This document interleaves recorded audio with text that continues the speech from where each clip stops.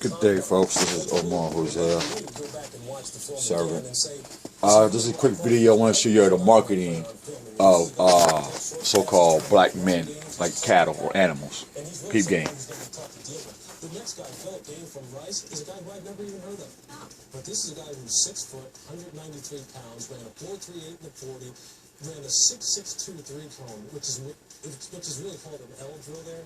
It's one of the hardest things to do and really test for changing direction. And 6.63 seconds is one of the best you'll see. I mean, that's just dynamite. So he's a guy who for the past couple days watching ESPN.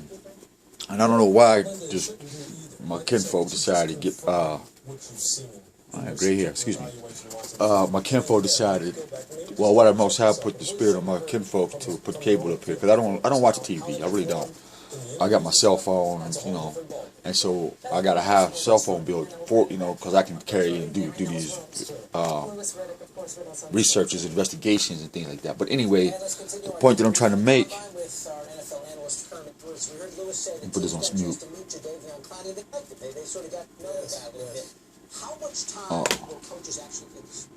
So now I showed y'all right here how they're marketing our brothers and our sisters called a draft. You know, like you race a horse or a dog, a rabbit, or whatever. And so these Greeks or these Romans who have these Greek games or Roman games, they found a way to pacify these games.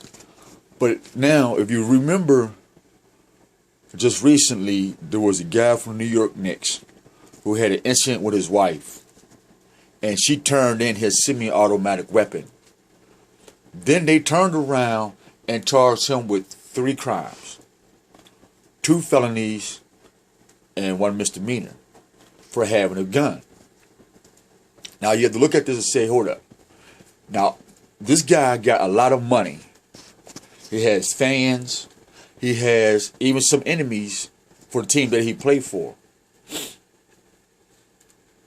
He needed a gun to protect himself. 2, to protect the fact that they had marketed him for a draft prior to him reaching the NBA. And so the stage had already been set to where, as him coming from college or wherever scholastic he came from, or whatever sports event or sports curriculum that he came from, he was groomed into stages to now he's in the NBA. And so now mentally he has a wife who sees maybe or maybe not, because I'm not there, but we're looking at the obvious. The money, the prestige, the glamour, the security. Knowing that her bills going to be paid, her kids, you know. But now, what made her go get her man's gun that would keep her secure in what she has, and what she acquired through being with him? If you think about this, right? Really think about this. He's single. He gets a contract.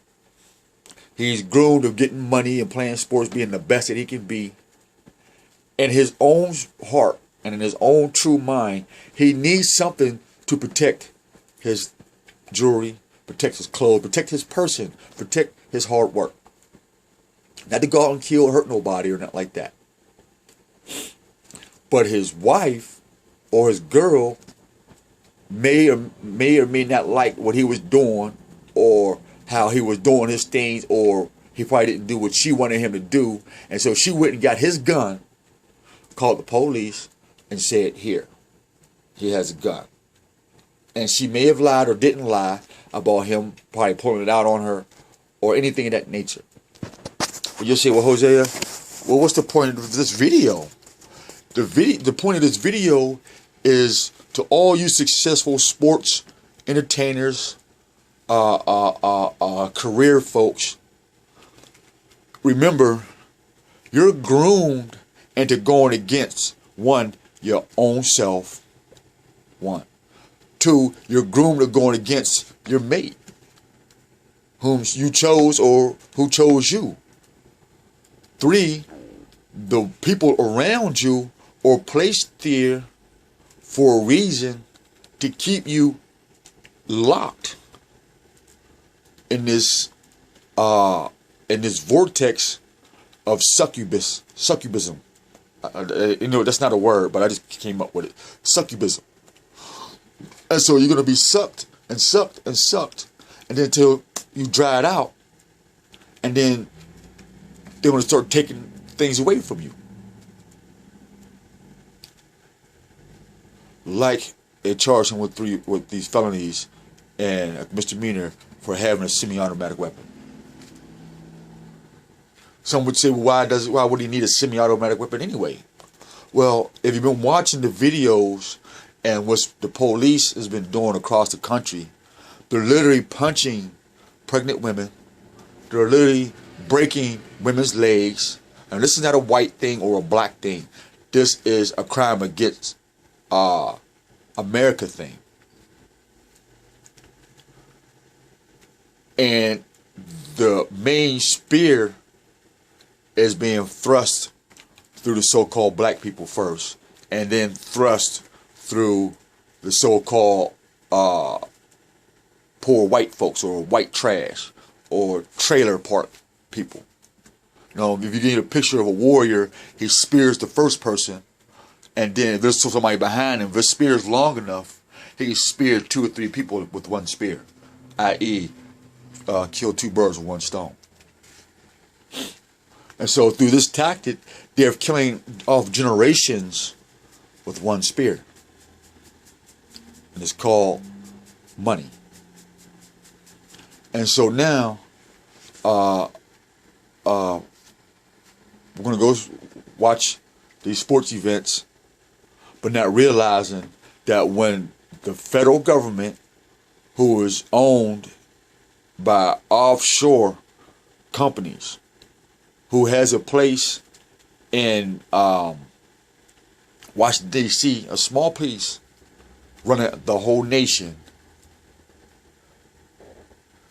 are taking the right to protect yourself and your investments and all your hard work. Remember when you was a kid and you said what you wanted to be. Now that you got it from what you was a kid, now they're saying you can't protect it when somebody want to come take what is yours. Wake up, America. This is Omar Hosea saying, be good to each other. Talk to each other. Don't always just use these cell phones and computers, but get out and communicate. Inquire of your local officials of what are they doing to fend off this offshore corporation called the Federal Reserve. And I'm not saying that they're bad, and I'm not saying that they're good. But we, the people, mentally are giving these corporations, i.e. federal government, power over the individual person and over the individual community and over the individualism that created this great Americas. We can work together, but you still have to pull out the weeds. So in order to be a good gardener, got to get dirty. Peace.